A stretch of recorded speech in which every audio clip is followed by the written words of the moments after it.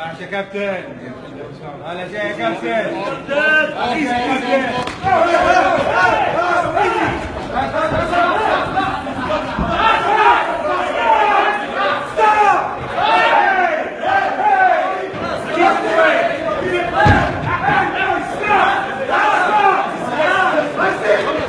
السلام عليكم ورحمة الله وبركاته. أهلا بكم في فيديو جديد وفيديو جميل يا جماعة. وفي الفيديو بتاعنا النهاردة هنشاهد نزال قوي بيجمع ما بين ملاكم مصري ضد ملاكم سعودي في مباراة قوية ومباراة شرسة، مباراة في قلب القفص، مباراة هنا القتال هنا مفتوح، الحكم ما بيتدخلش غير لما واحد يخلص على واحد يا جماعة. وهنشاهد في الفيديو بتاعنا النهاردة الملاكم المصري أسامة الصعيدي ضد البطل السعودي يا جماعة مصطفى راشد. تعالوا بينا مع بعض على طول نخش نشوف احداث المباراه اللي بتجمع ما بين البطلين ونرجع تاني. يلا بينا.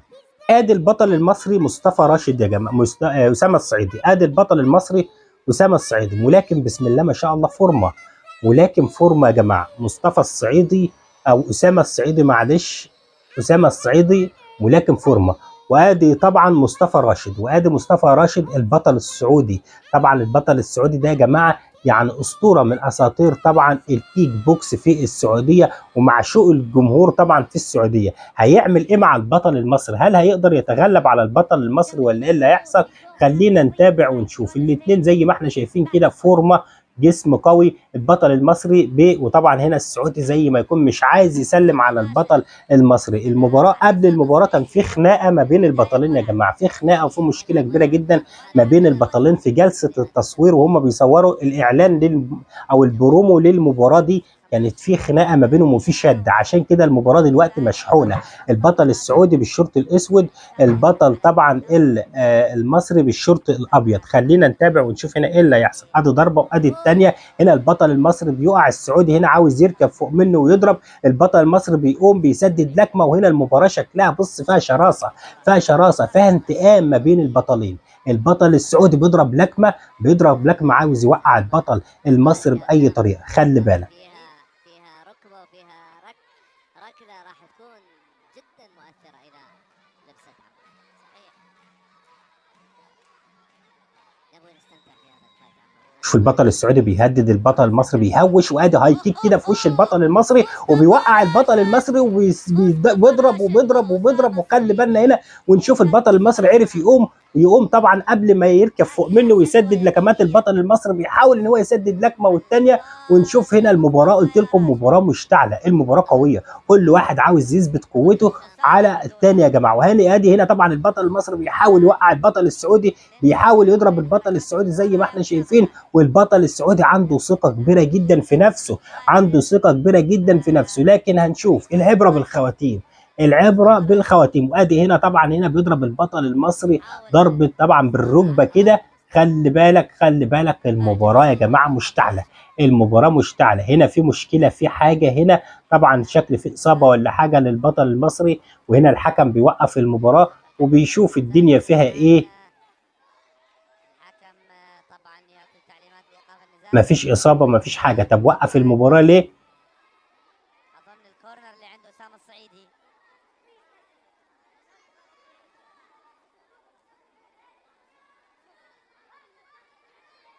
هيرجع تاني لنفس المكان بتاعه، بعد كده هيبتدي المباراه تاني. خلي بالك. ولع من البدايه.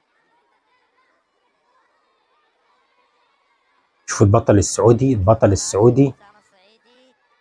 ادي هنا البطل طبعا. شوف البطل المصري بقى داخل بقى دخله غبيه كده زي ما احنا شايفين، وعاوز يوقع البطل السعودي من اول دقيقه. البطل السعودي لحد الان لسه يا جماعه الاثنين يعني مش هيسيبوا بعض، كل واحد عاوز ينتقم من الثاني، كل واحد عاوز يدمر الثاني، يخلص الثاني. خلي بالك. يا جماعه ونشوف مين اللي راح يفوز، مين سوف يخرج حاملا. شوف البطل السعودي هنا. 93 اللي هو مع مصطفى راشد.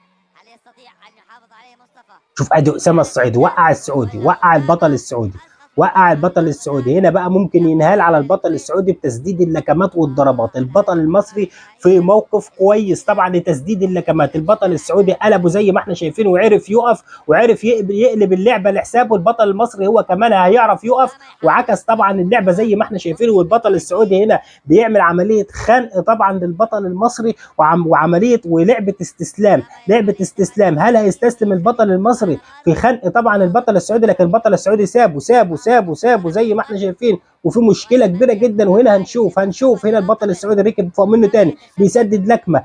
هل البطل المصري هيستسلم للكمات السعودي ولا ايه اللي هيحصل؟ عايزين نشوف، عايزين نتابع.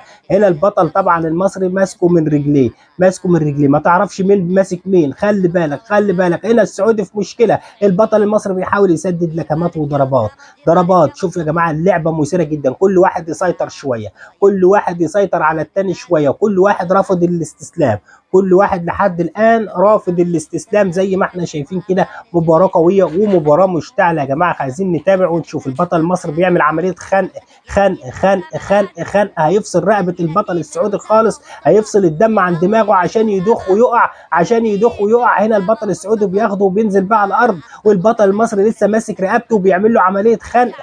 هل هيقدر البطل المصري طبعا انه يعني يخليه يدوخ؟ هل خليه يفقد الوعي؟ هل البطل المصري هل هيقدر؟ عايزين نتابع ونشوف. ماسكه طبعا زي ما احنا شايفينه ومش عاوز يسيبه. ادي اسامه الصعيدي. البطل السعودي في مشكله. البطل المصري مش عاوز يسيبه. هينجح. هل السعودي هيحصل له حاله من الاغماء؟ عايزين نتابع ونشوف.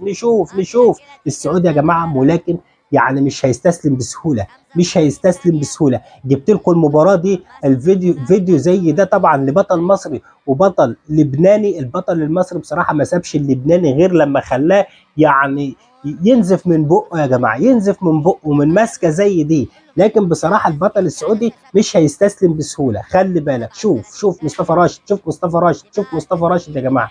يعني خلي بالك كده، ماسكه صعبه. البطل المصري بيجيب كل اللي عنده، عايز يفصل الدم. طبعا الدم لو فصل عن الدماغ بيحصل حاله من الاغماء. وهنا بيقلبه اسامه الصعيدي بيقلب البطل السعودي. البطل السعودي في موقف صعب. هيستسلم يا جماعه، مش هيسيبه بصراحه كده، مش هيسيبه. شكلها كده فيها استسلام، لان البطل المصري ماسكه يعني. بص كده بقول لك يعني يا فيها يخفيها. هل هيستسلم السعودي؟ هنا طبعا هنا استسلام يا جماعه. هنا استسلام ولا الوقت خلص؟ هنا الوقت خلص.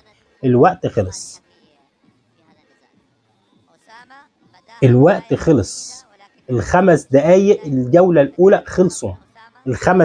في الجوله الاولى خلصوا. وهنا هنخش لسه الجوله الثانيه، والمباراه هنا مشتعله حماسيه. يعني في فرصه هنا للبطل السعودي يلتقط الانفاس ويرجع تاني يعود بقوته على البطل المصري. لكن هل البطل المصري هيسيبه تاني ولا ايه اللي هيحصل؟ حلو ان المباراه لسه فيها حماس وفيها قوه عشان نعرف التفاصيل ونشوف ايه اللي حصل. هنا اعاده طبعا للضرب السجال ما بين البطلين. لكن في الجوله الاولى بتثبت طبعا تفوق البطل المصري على البطل السعودي. اللي كان قدام فرصه ذهبيه انه يخلص فيها على البطل السعودي، لكن حظه طبعا ان الجوله الاولى وقتها خلص. فهنا طبعا الحكم بيفصل ما بينهم، وهنا استراحه وهنرجع تاني نكمل مع بعض باقي المباراه. خلي بالك. تقوية اللكمات عنده او تكنيك اللكمات عنده، لان اذا قوة عند اللكمات هو صاحب بنية جسمانية وعضلية ما شاء الله يعني هائلة، ويجب ان تستغل قوته في كله هيخرج. خش نشوف بقى المباراة القوية بصراحة. يعني مباراة فيها حماس، فيها باور. ما تعرفش مين هيكسب مين، ما تعرفش مين هيغلب مين. لكن التفوق في الجولة الأولى لصالح البطل المصري، سيطرته على البطل السعودي. ونشوف هتخلص ازاي المباراة دي. يجب عليه انه يهجم وما يخلي اسامة يمسك. يعني ضربات سريعة، ضربات على البطن، ضربات على الوجه، لان الركل اسامة راح يمسكها.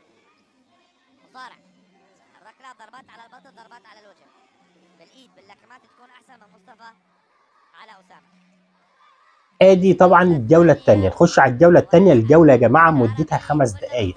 طبعا وقت طويل جدا، 5 دقايق وقت طويل جدا. نخش بقى نشوف البطل السعودي ارتاح، البطل السعودي ارتاح من المسكه.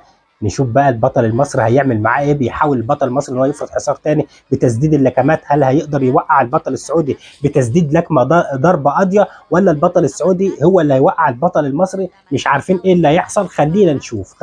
السعودي هنا ماسك البطل المصري عاوز يوقعه على الارض، لكن البطل المصري وتد يا جماعه، وتد مدقوق في قلب الارض زي ما احنا شايفين. صلب جدا، ملاكم صلب. البطل المصري فورمه القوه العضليه اللي عنده بيقدر يعني يفك اي ضربه. خلي بالك. نشوف.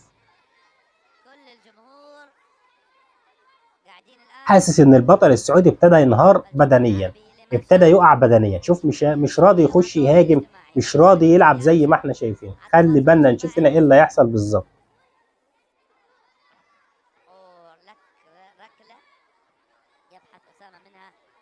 شوف البطل المصري بقى اسامه الصعيدي في تسديد اللكمات والضربات، والبطل السعودي هنا بيرجع.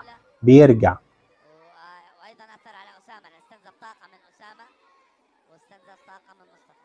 انا عمار مبهور بالمباراه هذه والقوه والوديه اللي قاعد نشوفها طبعا فيها. ادي ضربه وادي الثانيه. خلي بالك.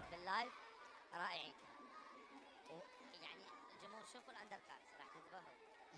شوفوا الاندر كارت، في لكمه البطل المصري لكمه قويه. ان الحكم يعني بيحذره من لعبه كده غلط. خلي بالك. ادي لكمات بقى من البطل المصري واستسلام البطل السعودي وسقوط البطل السعودي. هنا البطل المصري بيستلموا بمجموعه من الضربات زي ما احنا شايفين كده، وانهيار البطل السعودي قدام اسامه الصعيدي يا جماعه. قدام اسامه الصعيدي عرف يصطاد البطل السعودي بضربه قاضيه وقعه فيها على الارض زي ما احنا شفنا كده.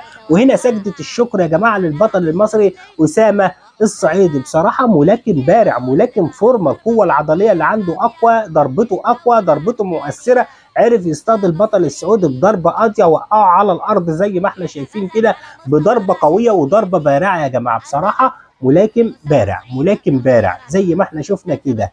ادي طبعا المباراه اللي كانت في بدايتها. شوف هنا بقى بيستفز البطل السعودي وبيشاور عليه طبعا، يعني مش اهو. شوف عشان ده كله ليه هو عمل ده ليه يا جماعه؟ بيشاور باستفزاز كده على البطل السعودي، والبطل السعودي بيبص له كده وهو حزين قوي.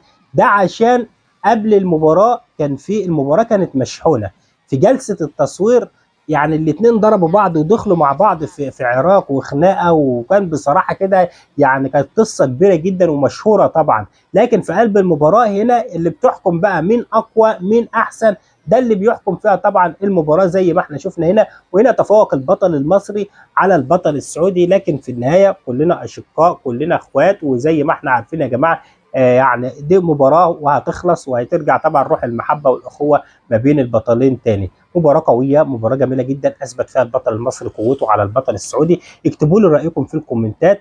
وبكده يا جماعه نكون وصلنا لنهايه الفيديو بتاعنا النهارده. اتمنى طبعا الفيديو ده يكون نال اعجابكم. اكتبوا لي رايكم في الكومنتات.